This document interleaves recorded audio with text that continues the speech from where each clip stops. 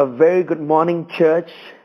Let us go to the Word of God this morning. I want to talk to you today on a subject on the wonderful name of Jesus. Let us turn our Bibles today. That is in the Gospel of Matthew chapter 28. And I will read to you from verses 18 to 20. The Bible says this. And Jesus came and spoke to them, saying, All authority has been given to me in heaven and on earth. Go therefore and make disciples of all the nations, baptizing them in the name of the Father and of the Son and of the Holy Spirit, teaching them to observe all things that I have commanded you. And lo, I am with you always, even to the end of the age. You know, when we look at this scripture in the Bible says when Jesus resurrected from the dead, and then he appeared to his disciples, and the Bible says Jesus said to his disciples, all authority has been given to me in heaven and on earth. A lot of time when you just read this scripture and stop right there, it would seem like Jesus has all the authority in heaven and the earth, and whatever he wants to do, that he will do. But then when you look at verse 19, Jesus said, Go therefore and make disciples. When Jesus received all authority on heaven and on earth, he delegated that authority to the church. So Jesus gave the church, we could say, the power of attorney or the legal right to use his name. You know, a lot of us, when we think about the name of Jesus, we have a lot of different understanding of it. And I believe as we go through the scriptures today, you will see some light and revelation of the significance that the name of Jesus carry in our lives as believers. You need to know that as believers, God has given us, the Father God has given us a legal right to use the name of Jesus. So you could ask this question, how much power is there in the name of Jesus? Now, the value of the power of attorney that Jesus gave us the right to use his name, the value of that power of attorney depends upon how much power there is back of it and how much authority that name represents. Now you need to know this, that all the power and all the authority that Jesus had is invested in his name. Let me tell you that again. All the power and all the authority that Jesus had is invested in his name.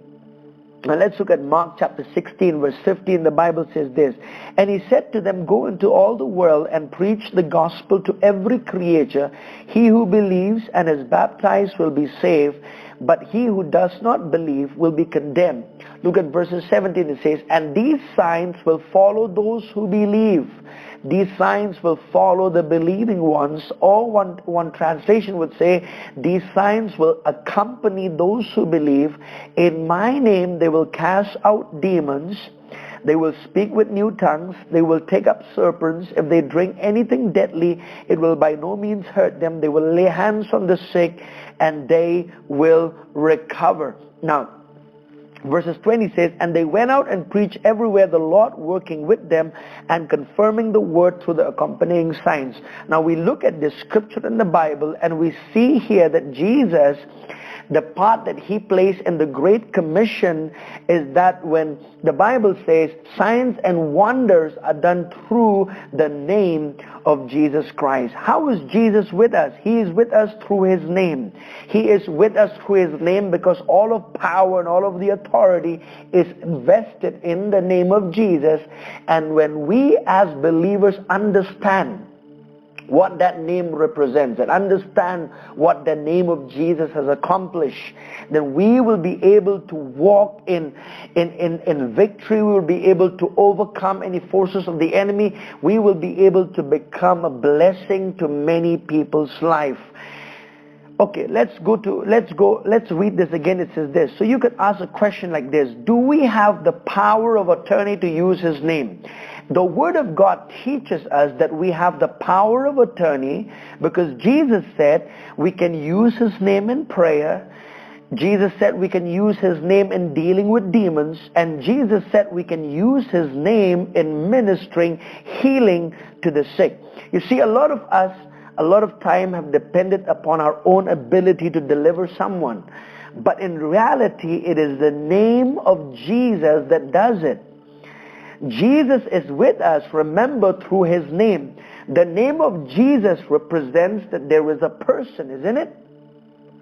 So Jesus is with us through his name, and the power is demonstrated through our lives through the name of Jesus. The name represents a real person. The name represents everything that the person has accomplished. And Jesus, in his death, burial, and resurrection, has accomplished everything worthy for God to invest all of his power and authority in the name of Jesus. Now you can ask another question like this: who can use the name of Jesus? That's a very good question that you need to know. Who can use the name of Jesus? Every born-again child of God has the legal right to use the name of Jesus. You don't have to think so much. You know, a lot of time when we are ignorant about this, I'll tell you, the devil will keep us in deception. And when he keeps us in deception, he will destroy our life. So you need to know this. As a born-again child of God, you have the power of attorney or the legal right to use the name of Jesus Christ. So what God desires for you and me this morning is this. He wants us to have a revelation knowledge of the name of Jesus. I don't just want you to just know this with your head. Yes, it enters to the periphery of our mind, to our soul, but I want you to get this inside of your spirit. For if you understand the power and the ability that the name of Jesus carries, and the privilege that you and I have as his children to use the name of Jesus, we will see glorious results in our life. No, so you should know this. We should know our rights and privileges that we have because of the name of Jesus. So you can ask this: if you are born again, if you're born again child of God, you have the right to use the name of Jesus. Remember in Mark 16, the Bible says what? In my name they will cast out demons. So we who are believers, this is not just speaking to the apostles, it's talking to every believing one. So if you are a believer, now you know that you have a right and a privilege to use the name of Jesus, and signs and wonders would be wrought and done in the name of Jesus. So all that is invested in the name of Jesus Christ belongs to every child of God. I will say that again. All that is invested, all the power, all the glory, all the majesty, all the glorious work is invested in the name of Jesus, and this name belongs to every child of God. Listen to me, ignorance is not a bliss like someone would say. Ignorance is not a blessing. Ignorance will kill us. And a lot of time, because the church has been ignorant of what belongs to her, the church have been deceived, and the church has been whipped by the devil right and left, because the church have not had a revelation knowledge of what the name of Jesus has accomplished and the significance of that name. Now let's look at in the Gospel of John chapter 16, please. And I just want to go through quickly, just want to read this scripture to you in terms of prayer. And we'll come back to this scripture later on also. That is in the Gospel of John, chapter 16, verses 23 to 24. Jesus said this: "And in that day you will ask me nothing. Most assuredly I say to you, whatever you ask the Father in my name, he will give you. Until now you have asked nothing in my name. Ask and you will receive, that your joy may be filled." So Jesus was speaking to his disciples, and he said, in that day. What day he's talking about? He's talking about the day of the new covenant, the day when Jesus resurrects from the dead, and the new covenant is accomplished. He said this: "You will ask me nothing. Most assuredly I say to you, whatever you ask the Father in my name, he will give you," the Bible says. Until now you've asked nothing in my name. Ask and you will receive, that your joy may be full. So in prayer, God says that when we use the name of Jesus in prayer, the Father God gives a special attention to us when we use the name of Jesus, because it is that name. Because all of the authority in heaven and earth and over hell has been given to that name, the name of Jesus. So when we pray in the name of Jesus, we will receive a special attention. Listen to this. Jesus not only gave us to use his name in the new covenant, but also when we pray in the name of Jesus, we will receive a special attention, the Bible says. Now, let's look at some of the things that I want to share with you more today. Let's look at the Gospel of Matthew chapter 18. The Gospel of Matthew chapter 18. This is another remarkable scripture in the Bible. And let me read to you quickly. In chapter 18 and verses 19 to 20, the Bible says this, "And I say to you that if two of you agree on earth concerning anything that they ask, it will be done for them by my Father in heaven. For where two or three are gathered together in my name, I am there in the midst of them." You know, a lot of time when we look at this scripture, we have applied to mean, that the scripture is only talking about when we gather together. We talk about when we come together, we gather together and we say, oh, two or three are gathered together in my name, I'm there in the midst of them. But see this, yes, you can apply this scripture to that, but what really Jesus is talking about here, Jesus is talking about the prayer of agreement, and he says, "And I say to you that if two of you agree on earth concerning anything that they asked, it will be done for them by my Father in heaven." Verse 20 says, "For where two or three are gathered together in my name, I am there in the midst of them." So what Jesus is saying, when two of you agree concerning anything, I am there through my name to accomplish what two of you agree or touch anything on the earth. This is so powerful. So when two of us come into agreement about anything on the earth in the name in the name of Jesus, I'll tell you this, Jesus is right there in the midst of us to accomplish what we agree together, touching anything in our lives. So there could be a situation where two of you can agree, but remember this, for in a prayer of agreement, both parties have to be in 100% agreement. It could be between two persons, it could be between two parties, but remember, both of you have to be in 100% of agreement about anything that you touch on the earth. And I tell you, you will see the results that the name of Jesus will accomplish when you come before him in that name. Now, a lot of people say this when it comes to prayer. Sometimes they say God sometimes answers our prayers and sometimes he does not answer our prayers. Sometimes God says yes and sometimes God says no. But in the Bible, you will never find that. Jesus did not say in John 16, 23, 24, he did not say, if you ask the Father in my name, sometimes I will say yes and sometimes I will say no. Jesus never said that. A lot of time it's human reasoning that tells that God sometimes will answer prayer and sometimes he will not. But listen to me. If you are praying in line with the Word of God, in the name of Jesus, and it's in line with the scriptures, you will surely receive answers to that prayer. But even though you use the name of Jesus in prayer and you do not have a scriptural foundation upon what you're asking about, you may not receive any answer. And that's a lot of time where people say, sometimes God says yes, sometimes God says no. But let me tell you, every time when you pray for your own personal needs, God will always answer you when you pray in the name of Jesus, because that prayer is in line with the Word of God. You can understand this. When you pray for someone else, praying for your own needs is another thing, but praying for someone else's need, there will come on the situation, and if they doubt about what you're praying on them, then it will nullify the effects of your faith. And so a lot of time when you're praying with someone else, you have to bring them to a place of agreement where they can agree with you. If they do not agree with you, Their doubt or unbelief will nullify your faith.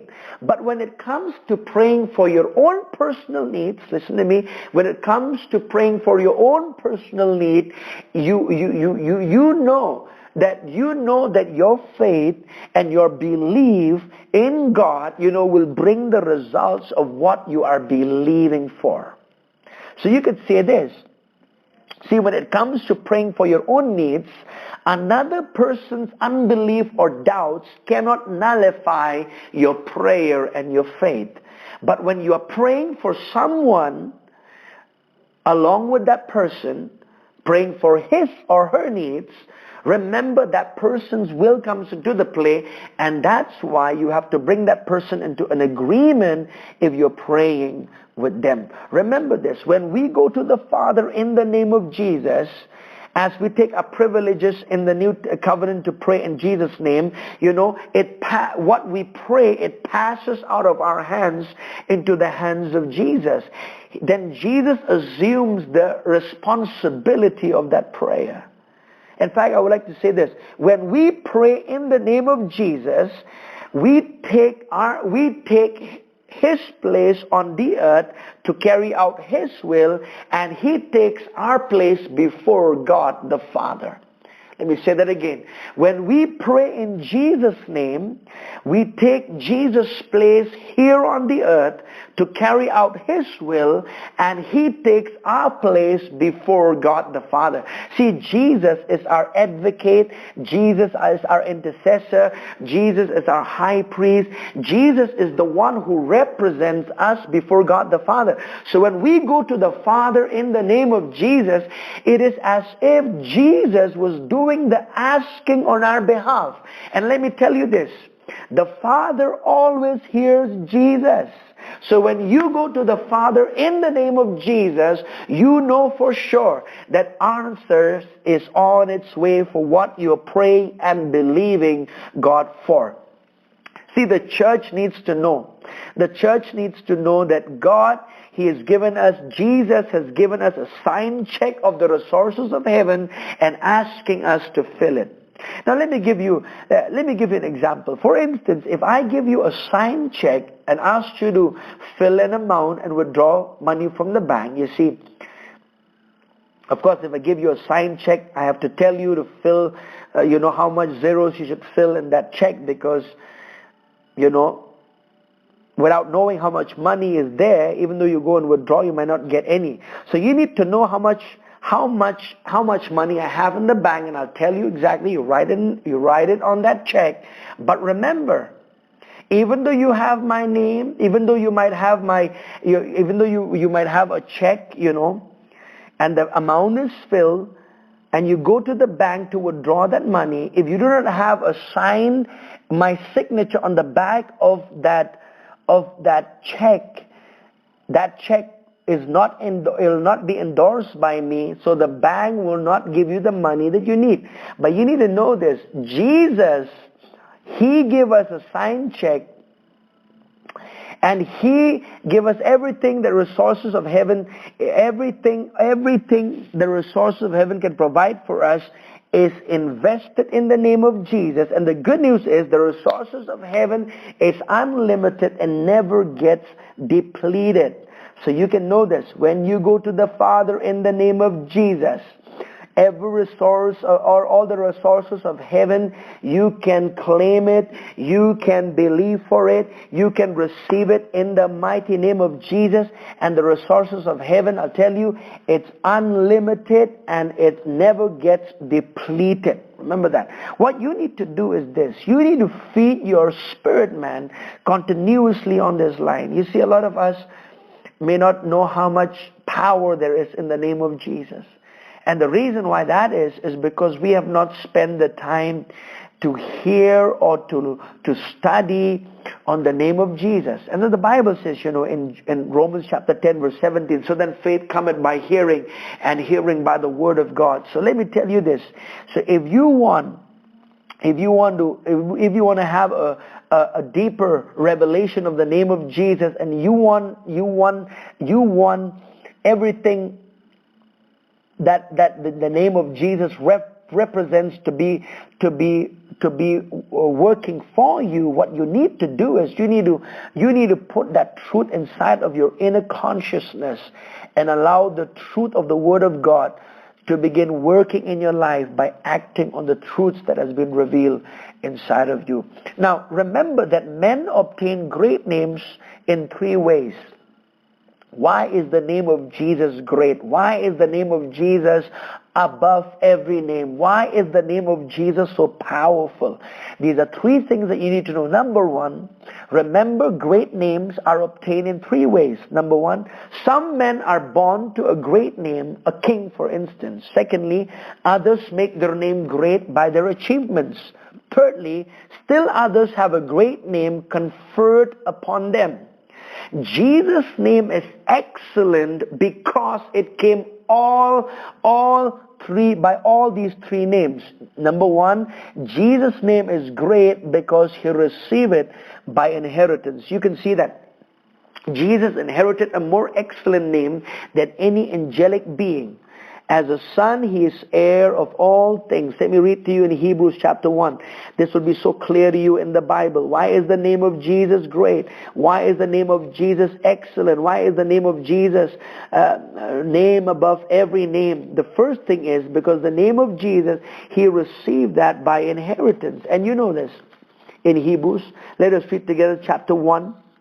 And I will read to you quickly in this portion of scripture. Says this: God, who at various times and in various ways spoke in time past with the fathers by the prophets, has in these last days spoken to us by his Son, whom he has appointed heir of all things, through whom also he made the worlds. What? He has appointed him heir of all things, who being the brightness of his glory and the express image of his person, and upholding all things by the word of his power, when he had by himself purged our sins, sat down at the right hand of the Majesty on high, having become so much better than the angels, as he has by inheritance obtained a more excellent name than they. Verse 5 says, for to which of the angels did he ever say, you are my son, today I have begotten you, and again I will be to him a father, and he shall be to me a son. Now Jesus inherited a more excellent name than any angelic being.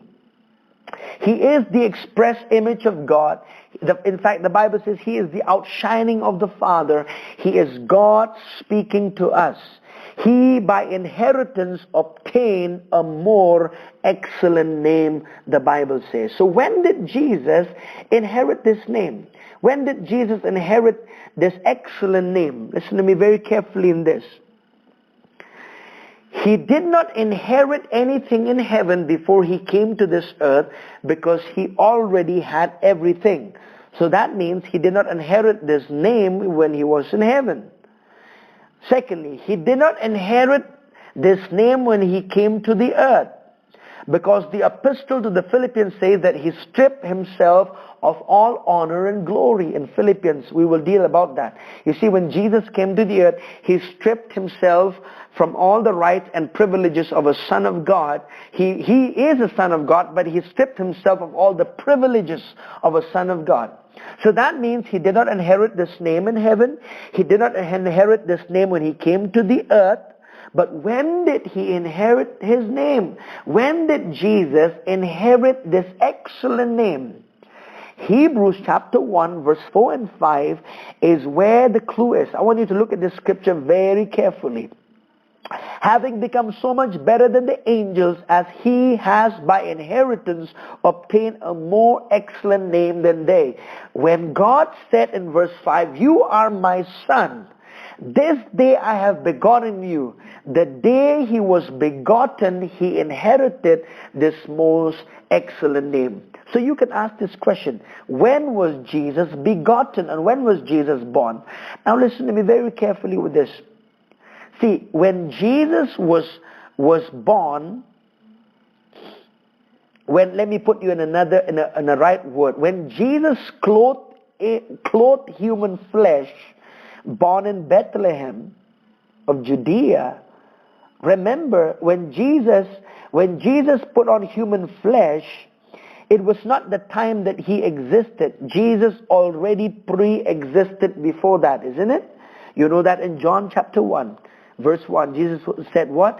In the beginning was the Word, and the Word was with God, and the Word was God, the Bible says. So we saw that Jesus already pre-existed. He did not exist on the day he was born. When he was born in Bethlehem, he only put on flesh. That's why in John 1, the Bible says this.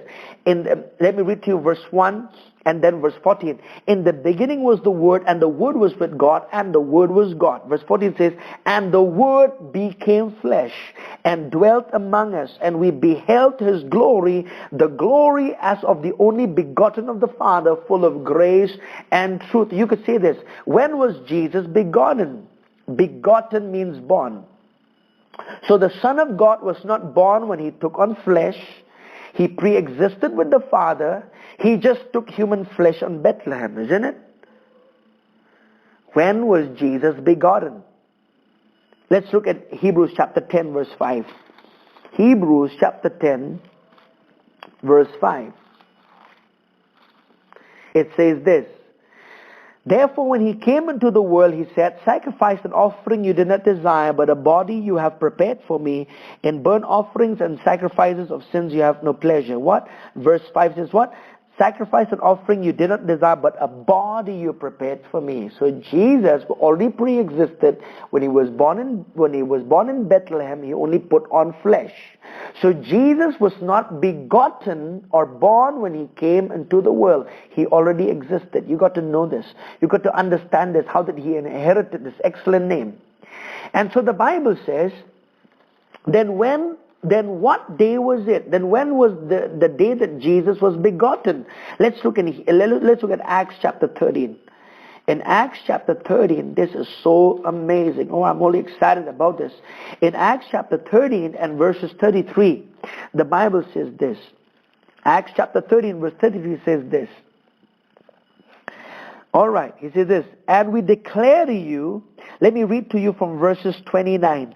Now when they had fulfilled all that was written concerning him, they took him down from the tree and laid him in a tomb. Look at verse 30. But God raised him from the dead. Look at that. God raised him from the dead. He was seen for many days by those who came up with him from Galilee to Jerusalem, who are his witnesses to the people. Verse 32 says, and we declare to you glad tidings, that promise which was made to the fathers. God has fulfilled this for their children, and in that he raised up Jesus. As it is also written in the second Psalm, you are my son, today I have begotten you. So when you look at this scripture, when was Jesus begotten? When was Jesus born again, so to say? When was Jesus begotten? Jesus was begotten when God raised him from the dead. In that resurrection morning, that was the day that Jesus was begotten. That was the day that God raised Jesus from the dead by the Holy Spirit of God, and he became the firstborn from the dead, the Bible says. Oh, hallelujah. Oh, hallelujah. The name of Jesus is great. The name of Jesus is excellent. So you could see this. Why did Jesus need to be born, or why did Jesus need to be begotten now? Why did Jesus need to be begotten? Why did Jesus need to be born again? The reason why that is because he became like we were. Remember the Bible says in 2 Corinthians 5:21, he who knew no sin was made sin for us, so that we might become the righteousness of God in Christ, that we might become the righteousness of God in him. The Bible says Jesus became like we were. Jesus became sin for us. And he was separated from God. He tasted spiritual death, the Bible says, for every man. His spirit and his soul, his inner man, went to hell in our place. So when Jesus took our sin on the cross, he became spiritually dead. And the Bible says, when he became spiritually dead, he had to go to hell. You see, all people who are spiritually dead, Jesus became sin for us, and because he became sin, because of our sin, his spirit was spiritually dead, separated from God. And the Bible says he was taken to hell and he suffered there as God. He suffered there as a substitute for our sin. He suffered there for you and me. Thank you, Jesus. You and I are privileged. We have been privileged to be called His sons and daughters. We will not go to hell any longer because Jesus went in our place. He became our substitute. In fact, in Isaiah 53, this is what Isaiah prophesies about Jesus. Let me read to you verse 10. It says this: Yet it pleased the Lord to bruise him. He has put him to grief. When you make his soul an offering for sin, he shall see his seed, he shall prolong his days, and the pleasure of the Lord shall prosper in his hand. Verse 11 says, He shall see the labor of his soul and be satisfied. By his knowledge my righteous servant shall justify many, for he shall bear their iniquities. Listen to this. When Jesus took our sin, he had to go to hell and suffer for our sin. And when the claims of justice were satisfied, when God said, it is satisfied, I am satisfied, for Jesus had suffered the sin of humanity in hell. God said, I am satisfied with it. And then when God said, I was satisfied with it, God poured all the anger of sin upon Jesus. And Jesus was taken in hell and suffered there. And when God said, it is enough, I am satisfied with what my Son has done. I am satisfied, for I have seen the soul and the spirit of my Son suffering in hell. So what I'm going to do now is, and I'm going to raise him up, because he did not become sin with his own sin. He became sin with our sin. He was spiritually dead. And God raised Jesus from the dead on that resurrection morning. And that's why the power of resurrection, that's why the devil and all of hell, fear the resurrection of Jesus. Because why? In the resurrection of Jesus was the defeat of the devil, was the defeat of all of hell. I tell you, in the name of Jesus, that's why demons have to obey and submit to the lordship of the name of Jesus, because Jesus defeated the devil and all of the demons in their own territory. Glory to God. Glory to God. Hallelujah. Let's look in Hebrews chapter 2 verse 9. Oh, this is so amazing. Hebrews chapter 2 verse 9, the Bible says this: But we see Jesus, who was made a little lower than the angels for the suffering of death, crowned with glory and honor, that by the grace of God might taste death for everyone. He tasted death for everyone. But remember, God raised him from the dead. God raised him from the dead. God raised him from the dead. He did not remain in that spiritual condition, but God raised Jesus from the dead. I just read to you that scripture. Now let me read to the book of Acts. Let me show to you here what Peter had to say. Listen to this. Oh my. This is so powerful. Thank you, Jesus, for all that you've done. Thank you, Jesus, for all that you've done.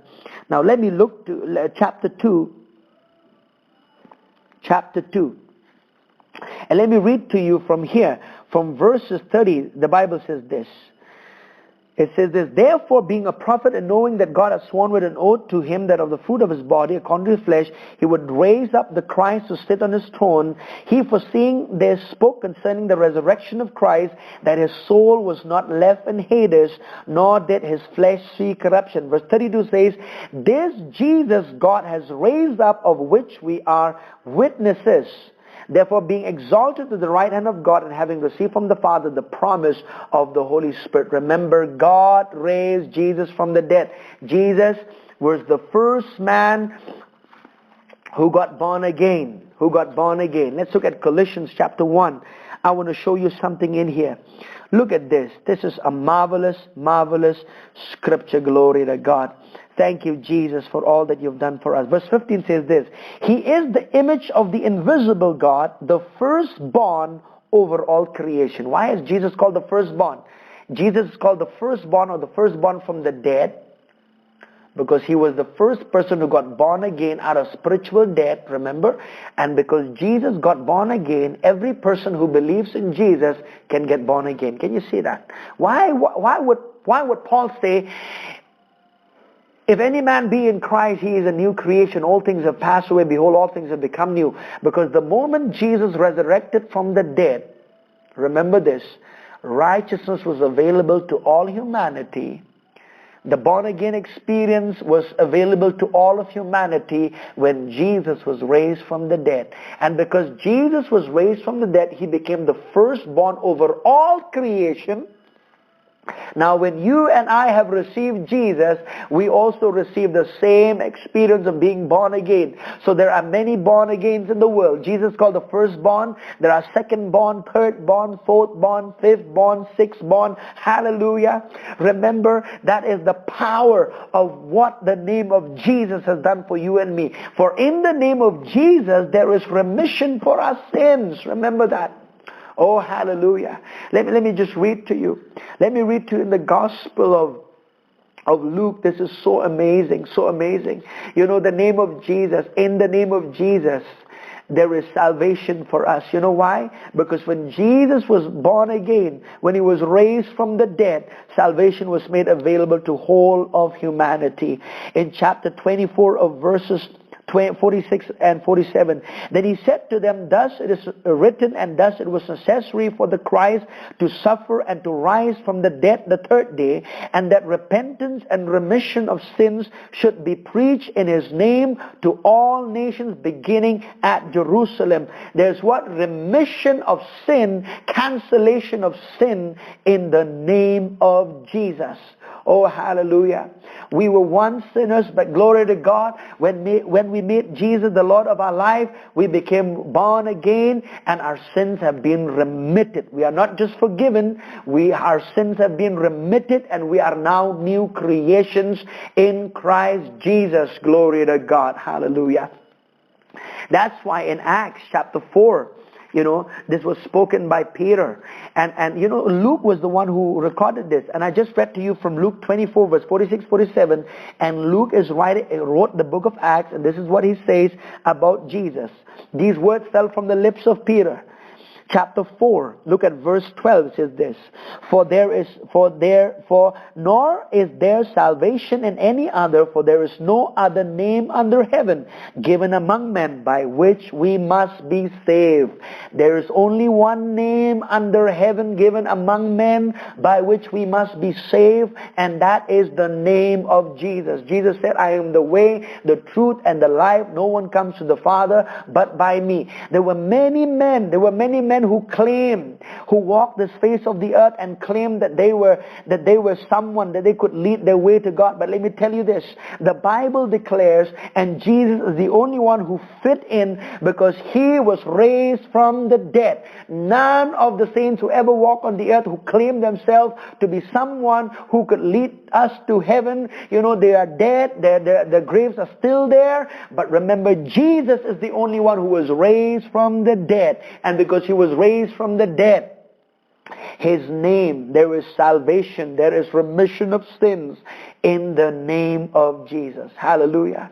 You know what? The thing that amazes me is this. You know what? The moment we get born again, Jesus becomes our elder brother.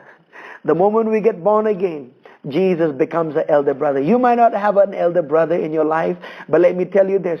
The moment you are born again, because Jesus is the firstborn from the dead, from over all creation, when you get born again, Jesus becomes your elder brother. Glory to God.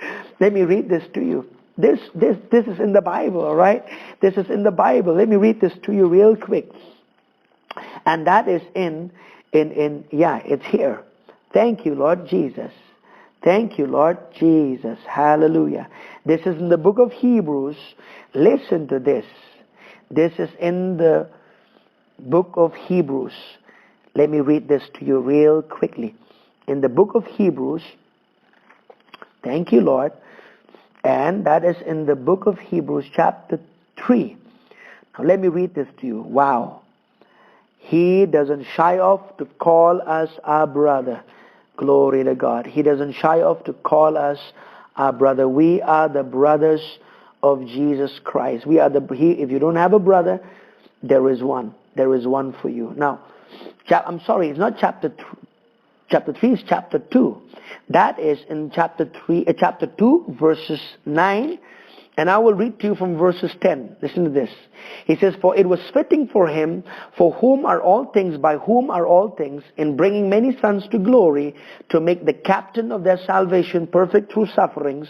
For both he who sanctifies and those who are being sanctified are all one, for which reason he is not ashamed to call them brethren, saying, I will declare your name to my brethren. In the midst of the assembly I will sing praise to you. We became his brothers and sisters. We became his brother. When we get born again, we become the brother and the sister of Jesus. Hallelujah. Thank you, Jesus. Thank you, Jesus. So you can read Acts chapter 2, 25 to 27, and Acts chapter 13, 33. You would see this. How Jesus, why is the name of Jesus excellent? Is because you receive it by inheritance. He was born again when he was raised from the dead. That was the day that Jesus was begotten. And the day he was begotten, he inherited this excellent name. And that name is a name above all names. Secondly, the name of Jesus is excellent and great because this name was bestowed on him by bestowal. Let's look in Philippians chapter 2. Stay with me. I'm about to finish with these things. In Philippians chapter 2, let me read to you. Philippians chapter 2, verses 9 to 11 says this. Therefore God also has highly exalted him and given him the name which is above every name. Look at that word. Given him the name. God gave him a name which is above every name. The inference, what the scriptures infers is this, that there was a name known in heaven, unknown elsewhere, and this name was kept to be conferred upon someone who should merit it. Remember that. Jesus, as we know him, the eternal Son, and he is known in the bosom of the Father, was given this name. This name was bestowed on Jesus, was conferred on Jesus. This name was known in heaven but unknown elsewhere, and that's why this name was bestowed on Jesus when he resurrected from the dead. Glory to God. And the Bible says this, therefore God also has highly exalted him and given him the name which is above every name, that at the name of Jesus every knee, listen to that, every knee should bow, of those in heaven, of being in heaven, of those on earth, and of those under the earth. All these three realms are to submit and are to submit to the name of Jesus.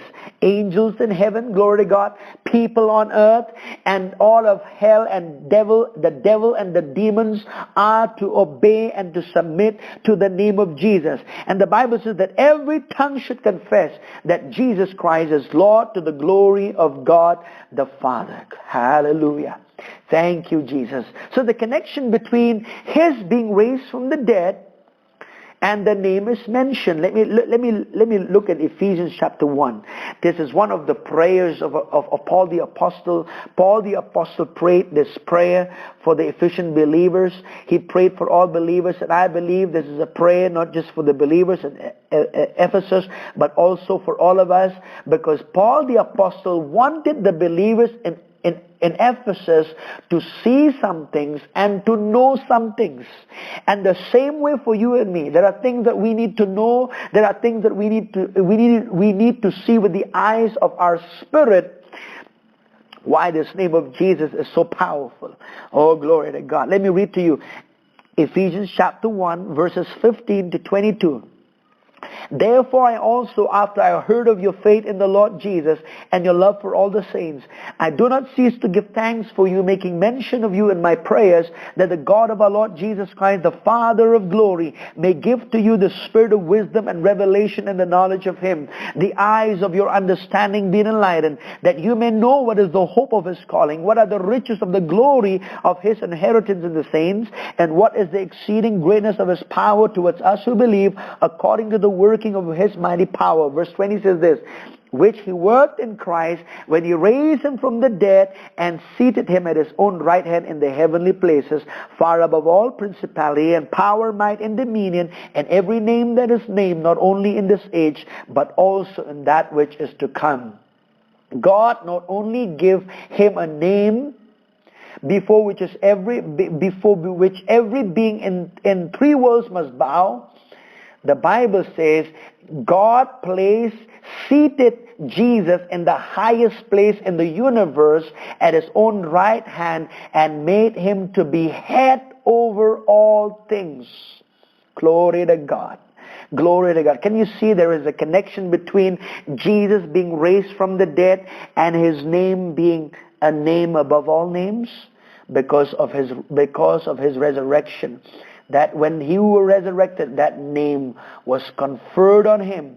Because that name, when Jesus went to hell, he defeated the devil. He defeated all of hell. He rose from the dead. And I'll tell you, he became Lord over all things.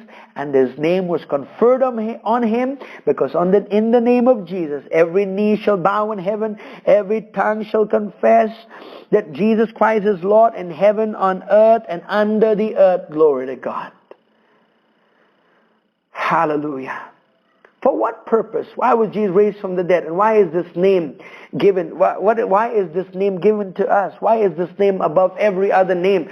For the purpose and for the benefit of the church. Remember, God has made this investment for the benefit of the church. You and I, we are the church of God. He has made this deposit on which the church has a right to draw for every need in the name of Jesus. He has given to him the name that has within it the fullness of the Godhead, the wealth of the eternities, and the love and the heart of the Father God, and that name is given to us. Hallelujah. Jesus did all that Jesus did, all the authority, all the power, all of his achievements are in his name. The name on our lips will work the same things now as it did then. Hallelujah. Hallelujah. The name on our lips will work the same things now as it did then. Glory to God. Glory. For every time the name of Jesus is uttered out of your mouth, when it comes by revelation, when it comes by your faith in that name, something miraculous will happen for you. Something miraculous will happen for your situation. Glory to God. Glory to God. Thank you, Jesus. Thank you, Jesus. Thank you, Jesus. So remember, the name of Jesus is great because it was given to him by inheritance. He received it by inheritance. Secondly, by bestowal. And thirdly, we said the name of Jesus Christ is great because of conquest. Because the Lord Jesus Christ, he conquered, he overcame and defeated all of the principality, power, might, and dominion, and he rose from the dead. So let me read this. Ephesians chapter 1, 20 and 21. What does it say? Which he worked in Christ. Thirdly, why is the name of Jesus great? Because of conquest. Because Jesus conquered and defeated and overcame the devil and all of the demons in hell. Far above which he worked in Christ when he raised him from the dead and seated him at his right hand in the heavenly places, far above all principality and power and might and dominion and every name that is named not only in this age but also in that which is to come. Look at this. Far above what? All principality, power, might and dominion. By his conquest, or by Jesus conquering all these principalities, powers, might, and dominion, Jesus obtained that name, that wonderful name, that excellent name, that most powerful name, that at the name of Jesus every knee shall bow in heaven, on earth, and under the earth. Look at Colossians chapter 2, verse 15. Glory to God. Thank you, Jesus. Colossians, the book of Colossians chapter 2, verses 15. This is such a marvelous scripture. The Bible says this. Having disarmed principalities and powers, he made a public spectacle of them, triumphing over them in it. One translation says this. Jesus put all of hell to naught. He paralyzed them. In fact, the Bible says, hallelujah, having disarmed, he stripped the devil naked of all his powers. And the Bible says he did not just do that, he made a public spectacle of them. All of heaven saw What happened to the devil and all of his demons? All of heaven and all of hell saw it, and we know it through the word and through the revelation of Paul the Apostle. We see what happened to the devil and all of his demons in hell when Jesus was raised from the dead by the glory of God the Father.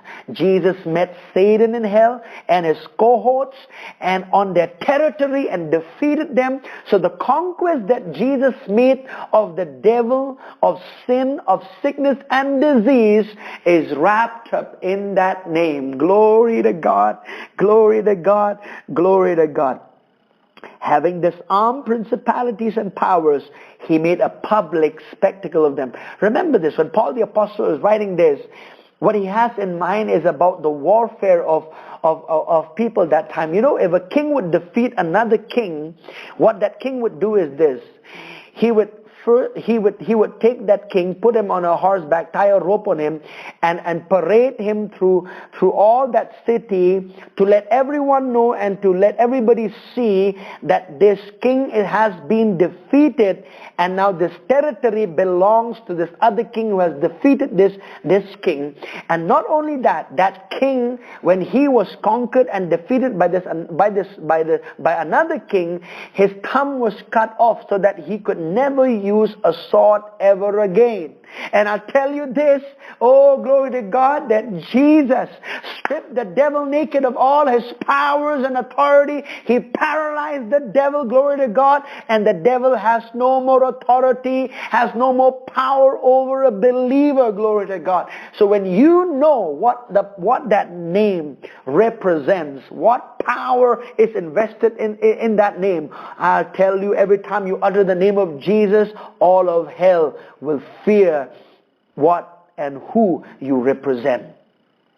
So when we use the name of Jesus, it will bring into reality in our lives what Jesus has already accomplished.